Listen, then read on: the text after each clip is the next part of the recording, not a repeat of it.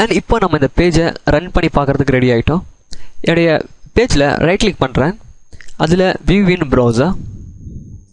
என்னோடய டாக்குமெண்ட்டை சேவ் பண்ணவான்னு கேட்குது. நான் சேவ் பண்ண மறந்துருக்கேன். ஸோ விஷுவல் ஸ்டுடியோ ஆட்டோமேட்டிக்காக டிடெக்ட் பண்ணோம் நம்மளுடைய ஃபைல் வந்து சேவ் ஆகிருக்கா இல்லையாட்டு. அப்படி சேவ் ஆகலைன்னா ஒரு வாட்டியும் நம்ம ஃபைலை சேவ் பண்ணிவிட்டு அதுக்கப்புறம் தான் டீபக் பண்ணோம், அதாவது ரன் பண்ணோம். Just S. ஓகே, இப்போ பார்த்தீங்கன்னா எனக்கு கிரிட் வியூ மட்டும் தான் இப்போ டிஸ்பிளே ஆகிட்டு இருக்கு. நான் என்ன பண்ணிக்கிறேன், என்னுடைய ஃபஸ்ட் கண்ட்ரோல் நான் வந்து கிளிக் பண்ணுறேன், செலக்ட் அப்படின்னு சொல்லிட்டு. செலக்ட் கிளிக் பண்ண உடனே கீழே பார்த்திங்கன்னா இது டீட்டெயில் வியூ. அதில் ஆட்டோமேட்டிக்காக என்னுடைய ஃபர்ஸ்ட் ரெக்கார்டை டிஸ்பிளே பண்ணுது. அதாவது ID1, Anto, name, city Chennai, department எலக்ட்ரிகம். ஸோ நான் இப்போ செகண்டை கிளிக் பண்ணுறேன். ஸோ தினேஷ்னு மாறுது, சென்னை கம்ப்யூட்டர் சயின்ஸ். அதுமாதிரி நான் தேர்டை கிளிக் பண்ணுறேன். ஸோ ஆட்டோமேட்டிக்காக நம்மளுடைய டீட்டெயில் வியூவில் வந்துக்கிட்டே இருக்குது. ஆனால் நான் இப்போ எடிட் பண்ணுறேன். என்னோடய ஃபஸ்ட் இதை நான் எடிட் பண்ணுறேன். நான் வந்து ஆண்டோக்கு ஃபுல் நேம் கொடுக்குறேன். கொடுத்துட்டு நான் வந்து அப்டேட் அப்படின்னு கிளிக் பண்ணுறேன். அப்டேட்னு கிளிக் பண்ணுறேன். என்னுடைய பேஜ் ரீஃப்ரெஷ் ஆச்சு. ஆனால் என்னுடைய கிரிட் வியூவில் டேட்டா இன்னும் அப்டேட் ஆகலை.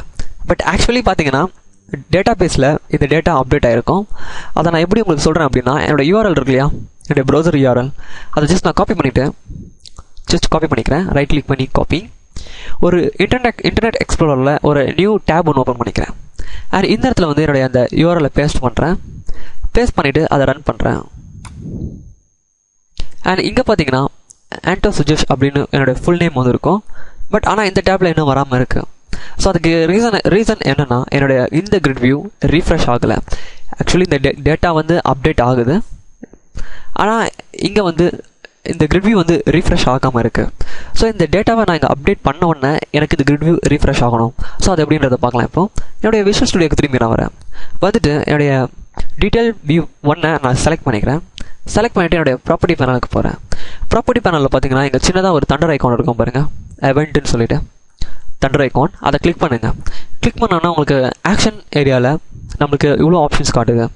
அண்ட் இந்த இடத்துல நான் போயிட்டு என்ன பண்ணுறேன் அப்படின்னா, இதில் ஐட்டம் அப்டேட்டட்னு ஒரு ஏரியா இருக்குது பாருங்கள், ஐட்டம் அப்டேட்டட். அதை நான் என்னுடைய மவுஸ் கர்சரை வச்சுட்டு நான் அந்த இடத்துல டபுள் கிளிக் பண்ணுறேன். டபுள் கிளிக் பண்ணோன்னே ஆட்டோமேட்டிக்காக என்னுடைய கோட் பிகன் ஃபைலில் இந்த 3 லைன் ஆஃப் கோட்ஸ் வந்து ஆட் ஆகிருக்கும். அண்ட் இதில் பார்த்தீங்கன்னா டீட்டெயில் வியூ ஐட்டம் அப்டேட் அப்படின்னு ஒரு event கிரியேட் ஆகிருக்கு. அண்ட் இதுக்கு நடுவில் நம்ம சம் கோட்ஸ் எழுத போகிறோம். அதுக்கு முன்னாடி என்னுடைய எடிட் பேஜுக்கு வரேன். என்னோடய டீட்டெயில் பேஜை நான் செலக்ட் பண்ணிவிட்டு என்னுடைய சோர்ஸ் வியூவில் போய் நான் பார்க்குறேன். சோர்ஸ் வியூவில் பார்த்தீங்கன்னா ஆன் ஐட்டம் அப்டேட், ஸோ ஒரு வேர்டு வந்து ஜென்ரேட் ஆகிருக்கும். அண்ட் இதில் பார்த்தீங்கன்னா டீட்டெயில் வியூ _ ஐட்டம் அப்டேட் இந்த லைன் இப்போ கிரியேட் ஆகிருக்கு. ஸோ இது ஏன் கிரியேட் ஆகிருக்கு அப்படின்னா, நம்ம அங்கே டபுள் கிளிக் பண்ணோம் இல்லையா அந்த eventல போய்ட்டு, அதனால தான் இது கிரியேட் ஆகிருக்கு. அண்ட் இது டிஃபால்ட்டாக கிரியேட் ஆகிறது டீட்டெயில் வியூ 1 _ ஐட்டம் அப்டேட் அப்படின்னு சொல்லிட்டு.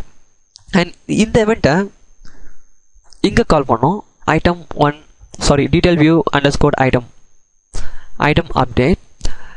ஸோ அந்த அப்டேட்ன்ற பட்டனை கிளிக் பண்ண உடனே என்னோடய கிரிட் வியூ ரீஃப்ரெஷ் ஆகணும். ஸோ அதுக்கு நான் இங்கே என்ன கோடு எழுத போகிறேன் அப்படின்னா, just grid view 1. So grid view 1ன்றது வந்து நம்மளுடைய இந்த கிரிட் வியூ 1, இந்த கிரிட் வியூ 1ஓட ID grid view 1 dot data bind and open and close semicolon. So இந்த ஒரு லைன் கோட் மூலயமா நம்மளுடைய கிரிட் வியூவை வந்து நம்மளால் ரீஃப்ரெஷ் பண்ண முடியும். ஸோ என்னோடய ஃபைலை நான் சேவ் பண்ணிக்கிறேன். என்னோடய edit.aspx பேஜுக்கு வரேன். இதே நான் சேவ் பண்ணிவிட்டு ரைட் கிளிக் பண்ணி வியூ இன் ப்ரௌசர் போகிறேன்.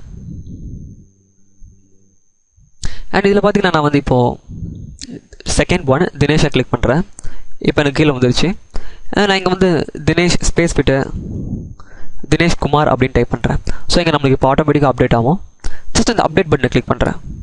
பார்த்தீங்கன்னா எனக்கு ஆட்டோமேட்டிக்காக என்னுடைய கிரிட் வியூ வந்து ரீஃப்ரெஷ் ஆகுது, தினேஷ் ஸ்பேஸ் குமார் அப்படின்னு சொல்லிட்டு. அண்ட் இப்போ நான் வந்து இந்த 4 ஐட்டம் ஆண்டோ SJவை வந்து கிளிக் பண்ணுறேன். அண்ட் கிளிக் பண்ணிவிட்டு என்னோடய SJவை மட்டும் நான் ரிமூவ் பண்ணிடுறேன். ரிமூவ் பண்ணிவிட்டு நான் ஜஸ்ட் அப்டேட் கொடுக்குறேன். திரும்பி எனக்கு என்னோடய 4 வந்து அப்டேட் ஆகிடுச்சு. பட் நம்மளால் ஐடியை மட்டும் அப்டேட் பண்ண முடியாது. ஏன்னா ஐடி வந்து ஆட்டோ இன்க்ரிமெண்டடான வேல்யூ.